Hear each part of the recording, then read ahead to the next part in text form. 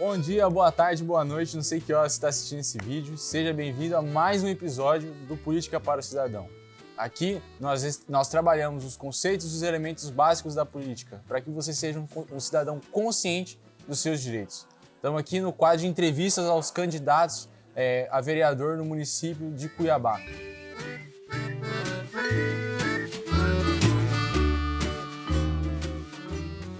Estou aqui com o Matheus Fuim. Matheus, tamo junto, obrigado por ter aceitado o convite. Peço, por favor, que você se apresente para quem não te conhece.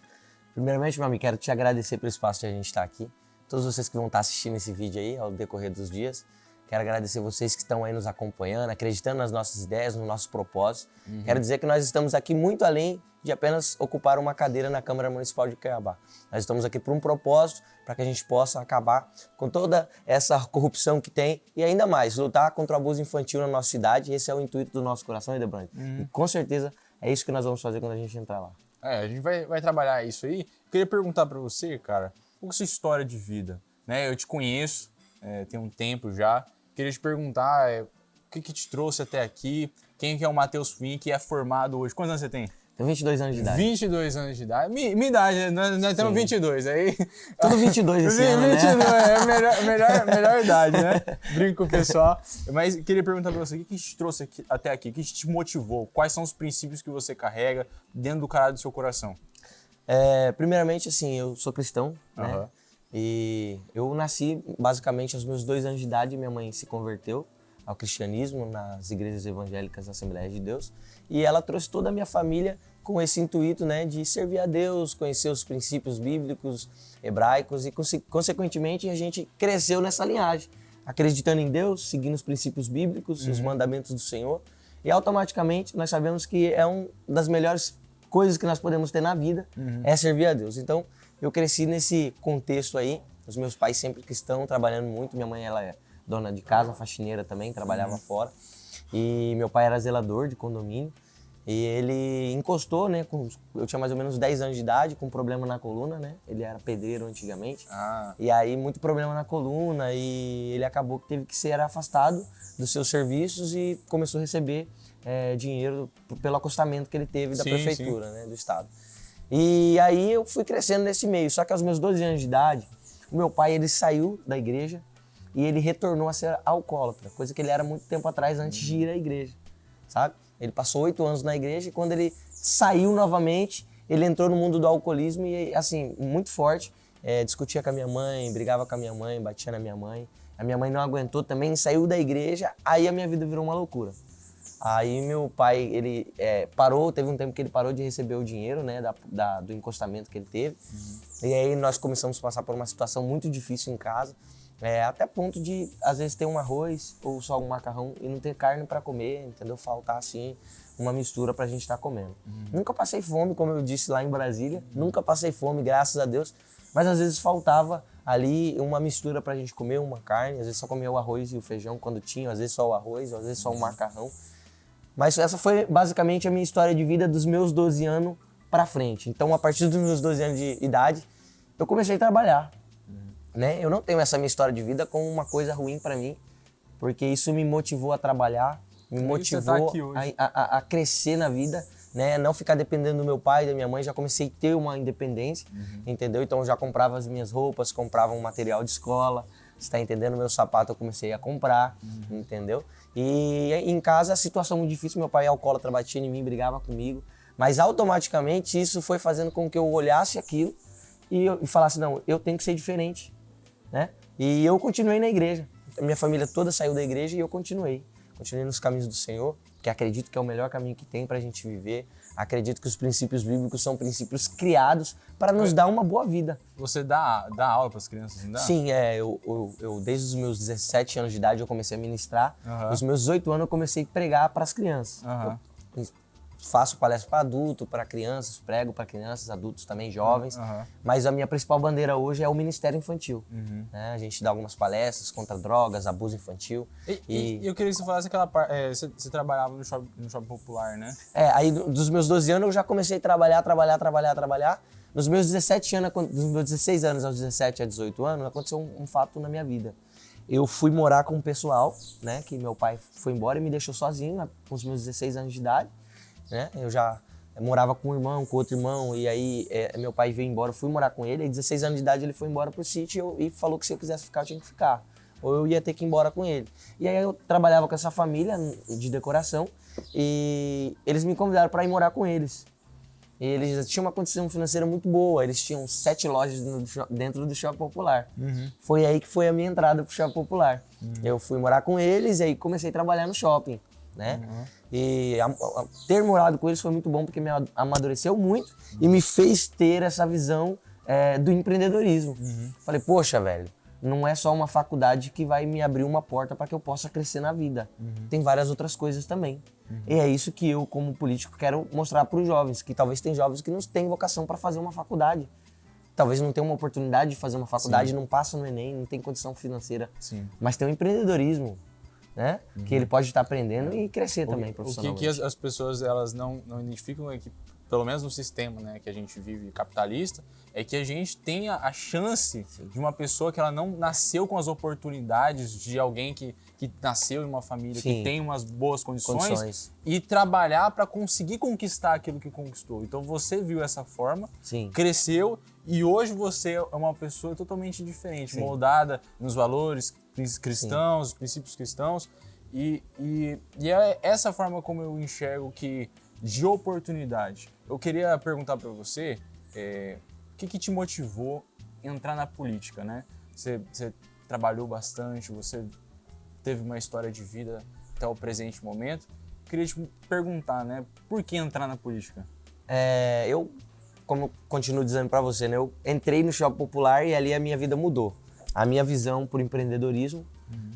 Eu costumo dizer para as pessoas que são portas de oportunidades que a gente tem. Existem várias portas, mas hoje quando a gente está dentro da escola, a gente consegue enxergar apenas uma. Estudar, fazer o Enem, passar numa faculdade e depois você conseguir ser inserido no mercado de trabalho, sabe? Só que dentro da nossa vida, se a gente for olhar, existem tantas profissões que não precisa que você tenha uma faculdade. Exato. E o empreendedorismo é uma porta que você pode entrar sem que você precise ter uma faculdade. E ano passado, né, minha tomada de decisão em entrar na política realmente foi no ano passado. No meio do ano passado, eu falei para os meus amigos, eu preciso entrar na política. Falei pro meu sócio lá do Shopping Popular, eu falei, preciso entrar na política, eu vou ser candidato ano que vem. Ele falou, mas por quê? Eu falei a mesma coisa. Nós temos um coração muito bom. Nós enxergamos oportunidades que muitas pessoas não enxergam. E que a política, ela pode proporcionar coisas para as pessoas, abrir portas para as pessoas. A política é o meio pelo qual ele pode pegar essas portas, essas oportunidades e entregar para as pessoas, com políticas públicas, com desenvolvimento, com um bom exemplo. Hoje a política virou um meio também para a gente dar bom exemplo para as pessoas, sabe? E isso me motivou a entrar na política. Nós entendemos hoje também que o nosso estado está em 5º lugar entre os estados do Brasil que mais está acontecendo abuso contra a criança. E eu como cristão, eu como alguém que trabalha com criança, enxergar tudo isso e ver que se eu estivesse lá dentro eu poderia estar fazendo algo contra essa falha no sistema que é o abuso infantil, nós conseguiríamos fazer políticas públicas de combate para que a gente possa preservar a vida dessas crianças. O que eu chamo bastante atenção, todas as vezes, eu acredito que você vai concordar com isso, é que o cristão, ele tem um chamado para ser sal e luz. Sim. E a política, ela é um meio sujo. Sim, demais. É um meio de escuridão. E a luz, ela vem para estar dentro da escuridão. Com certeza. Né? E com as nossas atitudes, com o nosso testemunho de vida. E você tem esse chamado da questão do abuso infantil, com a questão do Ministério das Crianças. Eu queria até falar para você, eu dou aula também para as crianças. Sério, que legal. E eu vejo que tem bastante... É um tema bastante importante, porque a gente vê a esquerda hoje. Sim. Ela tem tomado a agenda de ideologia de gênero, de perversidade, de libertinagem, para dentro do imaginário das nossas crianças. Com certeza. E aí eu queria perguntar para você, né, com essa visão, ser sal e luz, qual que é essa bandeira do abuso infantil? O que você vai fazer e qual que é o desafio que você enxergou no seu coração aqui na cidade de Cuiabá? A respeito do sal e a luz do mundo. O sal, ele serve para fazer o quê? Conservar uma carne. Se você coloca um sal numa carne, essa carne seca, ela demora mais tempo para estragar do que uma carne que não recebeu esse sal. Além de dar o tempero, né? Mas a sua principal função, se você colocar um sal numa carne, ela vai preservar por mais tempo. Nós, como sal da terra, Nós estamos aqui para preservar. Tem coisas que a Bíblia diz que vai acontecer e vão acontecer. Mas nós, como os cristãos, nós estamos aqui para quê? Fazer com que isso demore por mais tempo para acontecer. Sabe? Então essa ideia de que nós cristãos não devemos entrar na política é furada. É nós que temos que entrar. Eu falo para os meninos, assim, aproveitando que você é cristão, eu falo para os meninos assim, ser cristão fora da igreja é difícil. Ser cristão dentro da igreja é fácil. Ser cristão na rodinha de amigos que é crente é fácil. Agora, quero ver, ser difícil é você ser crente dentro da faculdade. É difícil você ser crente dentro da política, que é só escuridão. Mas é lá que Deus quer que você entre e faça a diferença. Porque é onde chega a luz, as trevas elas saem. Se eu não me engano, né, cerca de 70% daqueles que entram na universidade que são cristãos, Sim, eles acabam saindo apostando da fé. Mas sobre o abuso infantil, qual que é a sua visão sobre esse tema? Aí a gente entra na questão do abuso infantil. Hoje, como eu disse, nosso estado está em 5º lugar entre os estados do Brasil que mais está acontecendo abuso. Geralmente isso acontece em estados que são pobres, né? Que talvez ali não tenha uma política pública de combate, mas nosso estado é tão rico, por que está acontecendo isso? Primeiro a gente tem que buscar o porquê, entendeu? É uma coisa que acontece independente se é da baixa idade, ou se é rico, ou se é pobre, independente. O abuso infantil acontece com todos. Né? Hoje nós não temos uma classe pela qual acontece. Acontece com todos. Você está entendendo? E então, assim, as políticas públicas hoje contra o abuso infantil são poucas. E as que tem não estão dando andamento. Então, o chamado que tem no meu coração para lutar contra o abuso infantil é justamente porque eu estou à frente das crianças, vendo a causa das crianças, sabendo que tem várias crianças ao meu redor que já passaram por isso, várias pessoas mais velhas que estão ao meu lado que já enfrentou isso, e que não recebeu ajuda nenhuma de ninguém. Hoje eu encontro com professores e falo, eu descobri um caso, fui falar para a diretora e a diretora falou para mim nem envolver com isso, porque ia dar problema para a escola, ia dar problema para mim, ia dar problema para a criança. Isso. Você tá entendendo? Eu já vi bastante o nível pelo qual hoje nós estamos enfrentando e como que a gente vai mudar essa cultura de medo quando se trata do abuso infantil, porque hoje você tem medo de falar disso. Hoje as crianças têm medo, hoje os pais que descobrem têm medo. Hoje os professores para falar desse tema têm medo. Hoje as pessoas para falar desse tema é muito difícil. Você tá entendendo? Então como que nós vamos resolver isso? Com políticas públicas eficazes. Você tá entendendo? Eu quero entrar para criar políticas públicas de combate frente a frente do abuso infantil.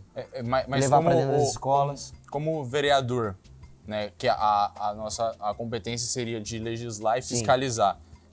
Quais seriam as leis que você traria para dirimir, né, para reduzir esse cenário que você trouxe de, cara, quinto, eu não sabia desse dado. Sim, é algo que é alarmante, que a gente precisa demais tratar com um foco a mais. Sim. Qual que seria esse lado? E eu também abriria a porta para você poder falar também sobre as outras propostas que você tem para trazer e tudo. Só para você entender, hoje nosso estado, o próprio site de notícia do G1 fala que nosso estado, a respeito do combate ao abuso infantil, está indo muito lentamente conforme os casos que estão se aumentando. Então hoje, só para você ter noção, em Sinop está em 4º lugar entre todos os estados do Brasil, Sinop está em 4º lugar entre as cidades que mais acontece o abuso infantil. Caramba! Você tá entendendo? E aí a gente entra com o seguinte, um projeto de lei que eu tenho e que eu vou implantar a partir do dia 1º de janeiro. Eu vou colocar. A gente vai criar o projeto de lei que vai se tornar obrigatoriedade os pais estar 2 vezes ao ano na escola, junto com seus filhos, para receber a informação a respeito do abuso infantil. Conscientização, o combate e tudo mais. Por quê? Nos Estados Unidos foi comprovado que todas as vezes que a criança recebe a informação do abuso infantil estando perto do seu responsável, se caso ela já passou pelo abuso, ela tem coragem de falar para os seus pais. Você tá entendendo? Vocês que são da igreja, vocês vão entender. Quando você vai para a igreja, aí a pessoa que tá pregando e fala bem assim, que você que fica o dia inteiro no celular e não lê a Bíblia. Aí quando você sai daquele ambiente, aí seu pai fala, viu, filha? Então você sabe, tem um diálogo depois quando você recebe essa informação. E nos Estados Unidos foi comprovado que diminuiu em 72%, aumentou em 72% a quantidade de crianças que têm coragem de se pronunciar, de falar de algum abuso que aconteceu, depois de receber essa informação estando junto aos seus pais.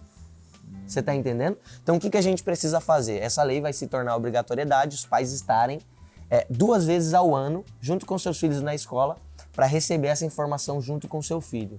Para que a gente possa pegar essas crianças que já passou Então, em creche se torna mais difícil porque as crianças de creche, elas ainda não têm a maturidade de falar. São muito novas. São mais crianças pequenas mesmo. Você tá entendendo? Então, nas creches a gente vai ter que bolar, sentar com pessoas mais eficazes nessa área, para que a gente possa pegar as informações de como a gente trataria desse problema dentro das creches. Mas isso já é para as escolas que tem crianças ali a partir dos seus 5 anos de idade, que são crianças que já sabem falar, já sabem, né, ó, tá pegando aqui, tá tocando em partes íntimas, você tá entendendo? Então vai ser para essas áreas escolares, entendeu? E consequentemente também, ensino médio, quantas pessoas que hoje estão em ensino médio não teve coragem de falar? Talvez alguém que está assistindo agora passou por essa mesma situação, não tem coragem nenhuma de falar, né? Se sente magoada, tem traumas até hoje por causa disso, não tem coragem de falar nem para os pais, nem para ninguém.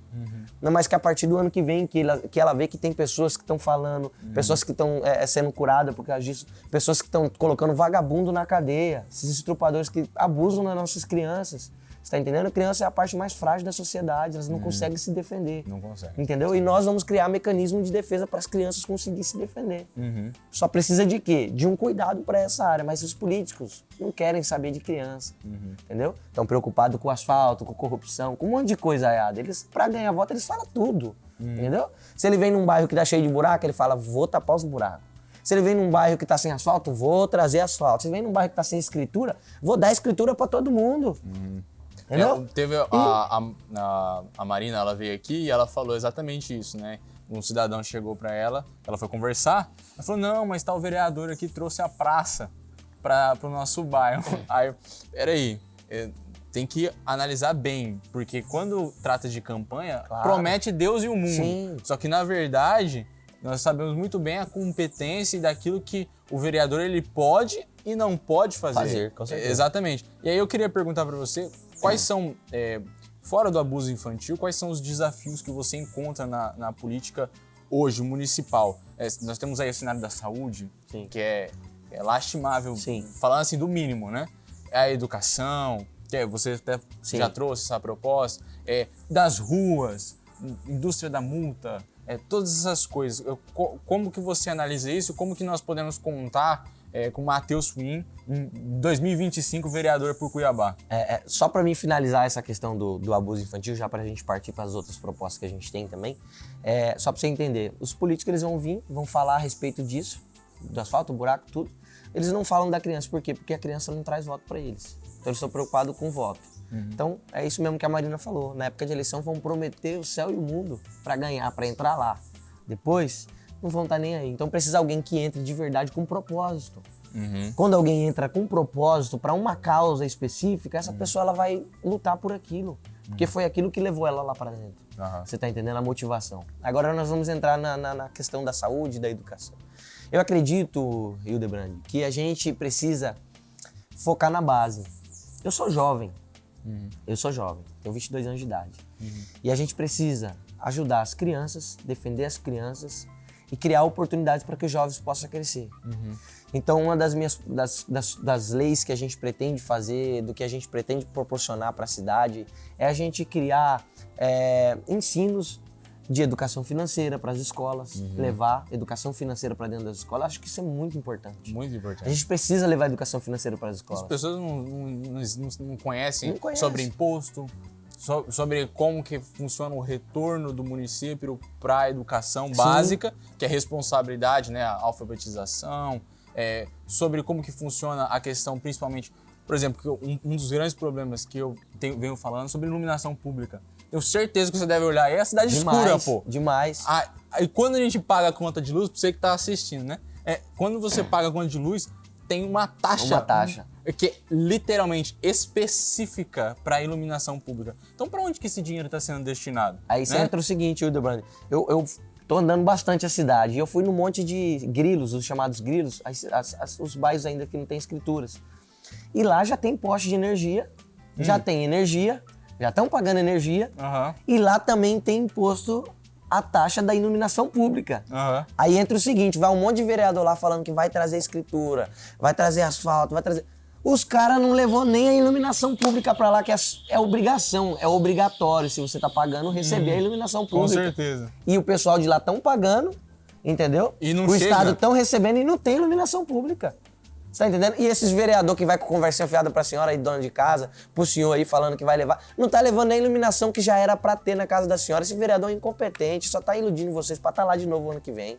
Cai nessa conversa fiada, não. E qual que vai ser a postura do Matheus Fuim, né?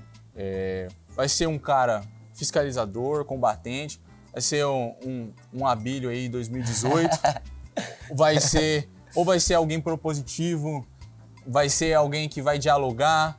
Qual que é a visão de quem está assistindo que você quer transmitir para o cidadão cuiabano? Muitas perguntas, né? Vai ser um Nicolas aqui de Cuiabá, vai ser um Marcel Van Hatten de Cuiabá, porque eu sou do Partido Novo, vai ser um Abílio? Não. Matheus vai ser Matheus, eu tenho minha personalidade própria, sempre tive desde a infância, mas a gente vai agir com todas as ferramentas que a gente puder, que tiver na nossa mão. A gente vai propor, a gente vai legislar, a gente vai também fiscalizar, você tá entendendo? Porque se essas são as funções do vereador, significa que tem uma serventia e que tem um propósito. Por exemplo, eu vou implantar a lei, eu vou fiscalizar para ver se essa lei está sendo cumprida, sabe? E aí, automaticamente, a gente também vai fiscalizar as outras áreas que também estão precisando, como a educação, a saúde, essas iluminações básicas que já é de direito da população ter. Você já paga a energia, você tá entendendo? Hoje, cobra-se taxa de lixo, os vereadores aumentaram a taxa de lixo aí na Câmara dos Vereadores. Lamentável isso. Para você que vendeu seu voto por R$100, por R$50, agora você tem que pagar 38 todo mês, entendeu? Ganhou 100 aí para votar no cara, votou nele, agora ele foi lá e votou a favor da taxa de lixo. Você tem que pagar todo mês R$30, R$40. Exatamente. E aí, o que acontece? Nós precisamos agir em todas as áreas dentro da Câmara de Vereadores, fiscalizar, propor lei. Aumentação de taxa, vamos votar contra, porque nós somos contra. Sou do Partido Liberal, o Partido Novo é um partido liberal. Sou conservador, mas na economia eu sou liberal. Então nós vamos votar contra qualquer tipo de taxação para a população. Já cobra tanto imposto, para que cobrar mais, para que sugar mais da população? Uma coisa que eu até falei aqui para Marina sobre a questão dos privilégios. Demais.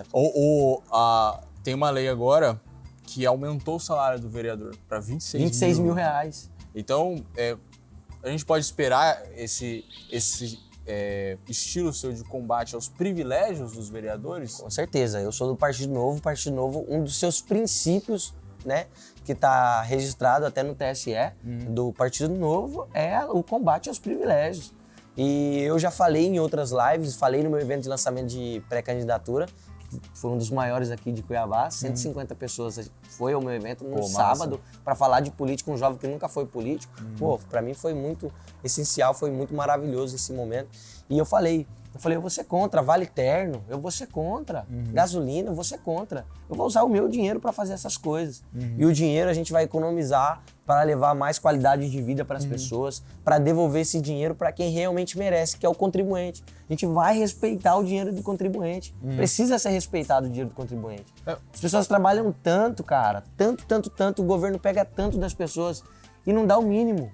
Se eu não me engano, né, a taxa tributária que nós temos aqui no Brasil é cerca de 40%. Ou seja, da nossa renda, 40% vai destinada para que a gente tenha a expectativa de que tenha um retorno pra gente, de educação, saúde.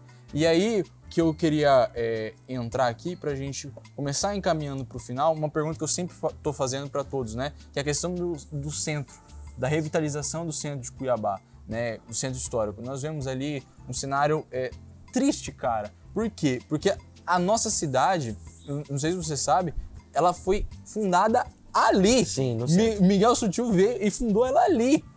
Nós temos uma história ali. Aí nós temos ali vários imóveis que estão degradados. Desocupados. Nós temos dependentes químicos ali. Que óbvio que eles merecem assistência social, eles merecem um cuidado, porque eles são seres humanos. Com certeza. Mas não tem mais atividade comercial lá. Não tem. Qual que é a vitalidade que nós vamos trazer? As pessoas vêm de fora? Para onde que a gente vai levar esses turistas? Não é pro centro de Cuiabá com a nossa história, com os personagens históricos que foram importantes para nossa cidade. Nós temos que levar ele para outros pontos turísticos. Gostaria de perguntar para você, qual que é a sua análise perante isso? O que a gente pode esperar de você lá? A gente precisa se ver o seguinte, qual que é a competência do vereador para que possa estar ajudando a revitalização do centro de Cuiabá. Segunda coisa, a gente precisa saber o seguinte, O que faz esses dependentes químicos estar exatamente no centro de Cuiabá? Porque pensa-se o seguinte, se temos uma fiscalização contra drogas, se temos uma fiscalização contra roubo, se tem todo esse combate a essas coisas, e o que faz eles estarem localizados logo no centro da cidade, da capital do agronegócio? O que faz esse pessoal, esses dependentes químicos, estar exatamente no centro de Cuiabá? Quem está interessado em eles estarem ali no centro de Cuiabá? Quem que mantém eles ali no centro de Cuiabá? A fiscalização precisa ser feita nesse ponto. Porque é o seguinte, eles atrapalham, como eu disse, eles atrapalham os comércios. Eles mijam, cagam na frente dos comércios, acordam os comerciantes chegam cedo, eles estão lá, os comerciantes têm medo de tirar eles dali porque tem medo de ser agredido, uma faca... Você tá entendendo? Então aí eles têm que estar ligando pra polícia, entendeu? Pra polícia vir, tá tirando o pessoal da frente da loja deles para que eles possam estar começando. Olha o transtorno que uma pessoa do bem que tá trabalhando, que tá correndo atrás, que tá contribuindo com o Estado, você tá entendendo? Que tá contribuindo com o Estado, tá tendo que passar por causa de alguém que tá ali. Então o que a gente precisa fazer? Colocar a polícia em cima desses caras. Você tá entendendo? E tirar eles do centro de Cuiabá. E como que a gente vai fazer isso? Colocando polícia no pé deles. É o seguinte, Cuiabá tem que tratar sério o caso dos dependentes químicos. E eu posso estar falando algo aqui que para muitos vai soar ruim, mas a gente precisa fazer um combate de colocar quem está atrapalhando os comerciantes na cadeia. Porque muitos do que estão lá já têm passagem pela polícia, muitos do que estão lá já roubaram, já furtaram. E como o Lula fala, né, um roubinho aqui de um celular, de uma coisa, não tem nada a ver, tadinho, né? Para comprar cervejinha, para comprar... Mas não é assim. E quem foi roubado, que trabalhou o mês... Eu já fui roubado, já roubaram meu celular. E eu sei o quanto foi doído para mim. Eu tinha 16 anos de idade. Eu estudava de manhã até as 11h45, saía do ensino médio, ia para o meu trabalho, que eu começava 12h30, então eu chegava 12h30 no trabalho, almoçava, entendeu? Não dava nem tempo de descansar, já saía para carregar 2 galões de água no braço. E ter meu celular roubado, aquilo para mim foi um absurdo, para mim foi um cúmulo. Eu que trabalho...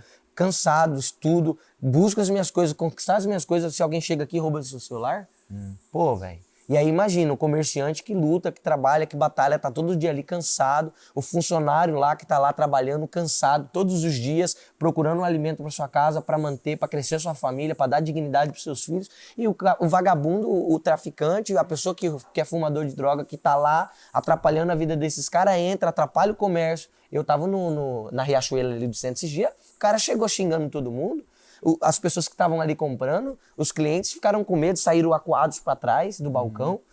E como que funciona isso? Isso vai ficar assim até quando? Precisa colocar uma lei para que essas pessoas que importunem os comerciantes sejam presos. Ah, mas é louco, tá sob efeito de álcool. Então, se não tem condição, se está sob efeito de álcool e não tem condição de estar na rua, tem que estar na onde? Se gera um medo para a sociedade, se gera um risco para a sociedade, esse cara tem que estar na onde? É na cadeia, meu irmão. Você tá entendendo? Então tem que ter uma fiscalização dura quanto a isso, entendeu? Eu falo até de ter uma prisão compulsória. E dentro dessa prisão compulsória, para essas pessoas dependentes químicas, ter uma assistência social. De dar ali, fazer o tratamento, de ajudar, de trazer essa pessoa, porque essa pessoa é um ser humano, ela precisa ser trabalhada e ser inserida na sociedade. Só que quando, pelos meios legais, não tá dando certo, a gente precisa colocar na cadeia. E eu digo uma prisão compulsória, você sabe? Um lugar que seja obrigatório eles estar lá, se for preciso colocar tornozeleira neles, coloca lá, você tá entendendo? Eles vão ter que estar lá, vão prestar serviço para a sociedade, vai podar árvore na rua, vai aprender a podar árvore na rua, pintar as ruas que tá tudo sem pintar, vamos usar esse povo, vamos dar salário para eles, porque alguns recebem até assistência do governo, você tá entendendo? Então o que a gente precisa fazer? Botar esse povo para trabalhar. Estão atrapalhando a sociedade, estão importunando a sociedade e não estão fazendo nada para a sociedade. Ao contrário, o seu dinheiro que contribui, que trabalha, que zela, que é empreendedor, tá indo para esses caras. E eles estão atrapalhando a gente. Então, tem que colocar uma lei de prisão compulsória para esses caras. Estão atrapalhando, estão fazendo coisa errada, estão atrapalhando os comerciantes, trazendo risco para a sociedade, dando medo na população. Tem que ser levado a uma prisão compulsória para que eles possam ser tratados, colocar eles para trabalhar, pintar faixa de rua que tá tudo sem pintar, podar árvore aí. E com isso, limpar os rios de Cuiabá. Os rios de Cuiabá pode ser usado eles para limpar, uai. Você tá entendendo? Já que estão recebendo, tem que fazer alguma coisa para a sociedade, entendeu? Pegar esse povo, botar esse povo para trabalhar, ser inserido com dignidade. As pessoas vão abraçar esse povo novamente, não vão ver eles com um olhar maldoso, vão ver ele como pessoas dignas, que estão trabalhando, entendeu? E vão ser inseridos na sociedade com dignidade novamente. Essa é a minha visão, entendeu? Claro, a gente vai entrar e a gente vai pegar essa nossa visão e como vereador, juntamente com o prefeito, ver o que é que pode ser feito e o que não pode ser feito. Mas alguma coisa precisa ser feita, não dá para deixar do jeito que está. E junto com o prefeito, aprovar uma lei que seja para revitalização, vamos ser a favor sim, se for preciso destinar verba para a gente conseguir revitalizar ali o centro de Cuiabá, vamos fazer. A gente precisa também, que você falou muito bem, o diálogo. Como que você vai ser? Vai ser a pessoa do diálogo? Não. Todos os vereadores têm que ter diálogo. Vamos bater em quem precisa bater, vamos falar quando o vereador estiver errado, vamos falar quando o prefeito estiver errado, independente de qual prefeito for. Se for do 22, se for lá o que é do lado do Lula, ou que é fã do Lula, ou que está aí junto com o prefeito aí, independente de quem for, vamos fiscalizar todo mundo, vamos ter diálogo com todo mundo, mas se for para atrapalhar a população, se for para, de certa forma, prejudicar a população, vamos ir contra. Se for para beneficiar a população, vamos estar a favor, porque essa é a função do vereador. Com certeza. Representar a parcela da sociedade. Você está entendendo? Então é isso que a gente vai fazer. E dialogar com quem? Com os deputados. O que os deputados precisam hoje? Precisa de ter ali o seu certo valor quando destinar a sua emenda parlamentar. Então nós vamos conversar com eles, conversar, falar, dialogar, ser uma ponte do prefeito com o deputado estadual, o federal, para que ele possa estar destinando sua verba para a gente estar revitalizando aqui o centro de Cuiabá. E com isso falar, ó, vereador tal ajudou, deputado tal mandou emenda, dá valor para esses caras, entendeu? Porque hoje, no meio político, é muito ciúme. É muita gente querendo estar na mídia, eu que fiz, eu que... Vamos dar valor para todo mundo cooperou, todo mundo trabalhou sem ciúme. O problema do povo é que quer estar lá pro poder e quer se vangloriar, quer se aparecer. Cara, faça o seu serviço bem feito que a população vai enxergar. Você tá entendendo? Eu queria perguntar para você, pegando esse gancho, qual que é o legado que você quer deixar? Final da vida, você aí, a gente ainda é cuiabano de chapa, né? Ainda não é de cruz, mas quando for cruz, você quer ser o quê? Você quer que as pessoas lembrem do seu nome como? Antes de começar a campanha eleitoral, eu estava bastante balanceado em como eu iria fazer minha campanha, como eu iria trabalhar. E eu estava em casa e estava fazendo um estudo exatamente sobre o propósito, e lá tinha exatamente essa mesma pergunta. Se você morresse hoje, como você queria deixar na sua placa? Matheus Fuim, nascido 21/6/2002. Morreu hoje, 2024. Qual que é o legado que você queria deixar? E falando pelo lado político, tá? Porque em várias áreas da vida a gente quer deixar um legado. Claro. Mas olhando pelo lado político, qual é o meu legado? Eu quero deixar. Matheus Fuim combateu o abuso infantil na cidade. E foi alguém que serviu o povo de verdade. Não foi alguém que estava lá por poder, alguém querendo com conversinha fiada, só para ter nome, só para ganhar, só para crescer, só para ter dinheiro. Não. Matou, combateu o abuso infantil. Ele combateu o abuso infantil e foi alguém que serviu a população de verdade. Perfeito. Esse é o que tem no meu coração e é isso que eu quero deixar como legado para nossa cidade de Cuiabá. Perfeito. Vamos fazer um pinga-fogo, bora? Bora. Uma inspiração. Uma inspiração? Nicolas Ferreira. Nicolas Ferreira. Um repúdio. Lula Inácio. Uma qualidade sua. Uma qualidade minha? Comunicativo. Amoroso. Um defeito. Um defeito? É pra você ser sincero. Um defeito meu? Eu sou muito emocional. Eu sou muito emocional. Eu choro muito, eu explodo muito rápido. Você tá entendendo? Às vezes eu tento me controlar o meu emocional, mas eu sou assim, entendeu? Eu sou... Um livro. Um livro? Mente Milionária. Aí sim, aí sim. Pense em riqueza. Muito bom. Um sonho. Um sonho? E morar no céu. Morar no céu. Sim. Perfeito. Seria que você deixasse seu recado. Por que as pessoas devem votar no Matheus Fuim? Vocês que estão aí, olhando para nós agora aqui no nossa conversa, vocês devem votar em mim exatamente pelo motivo de que eu estou aqui para servir vocês. Vamos lutar contra o abuso infantil, vamos combater frente a frente, vamos botar esses vagabundos na cadeia, vamos dar punição como precisa ser feito, vamos tratar as crianças como merece ser tratada, com respeito, com carinho e dar segurança para que elas possam crescer. A juventude pode esperar de mim alguém que vai dar bons exemplos para vocês, alguém que vai lutar para abrir portas para vocês de ensino, abrir portas de profissão, abrir portas para que vocês possam crescer. Porque uma população forte, uma juventude forte, as crianças fortes, é nós que somos o futuro dessa nação. Então vocês podem esperar de alguém que vai lutar para que nós possamos crescer e dar orgulho para a nossa cidade, para os nossos pais, para as nossas mães, para o nosso país. Pode contar comigo. Sempre que vocês precisar, estou aqui, meu Instagram é Matheus Fuim, pode entrar lá, ver o que eu já fiz, o que eu faço, o que eu pretendo fazer como político. Meu nome é Matheus Fuim, faz o M de Matheus Fuim, vamos pra cima, meu número é 3123 e eu vou dar muito orgulho para vocês nessa cidade, pode ter certeza. Obrigado, Hildebran, também, pelo espaço que você abriu pra gente. Não, tá que aqui. isso. Deus abençoe a sua vida, tá bom? Espero que Deus possa te abençoar muito, cara. Deus te abençoe, viu? Gente, mais um quadro de entrevistas aos candidatos. Lembre de uma coisa, é o que eu tenho falado bastante, né? Que não pode dar manga em pé de maçã, você entende? Então, não tem como a gente esperar resultados diferentes escolhendo as mesmas pessoas. Com certeza. Então, que você possa olhar para o candidato, estou dando oportunidade aqui para todos, para que você escolha o melhor para você, com as suas convicções, que tenham valores e princípios cristãos. Seja um cidadão consciente dos seus direitos, tá bom? Deus abençoe vocês e até a próxima. Tamo junto.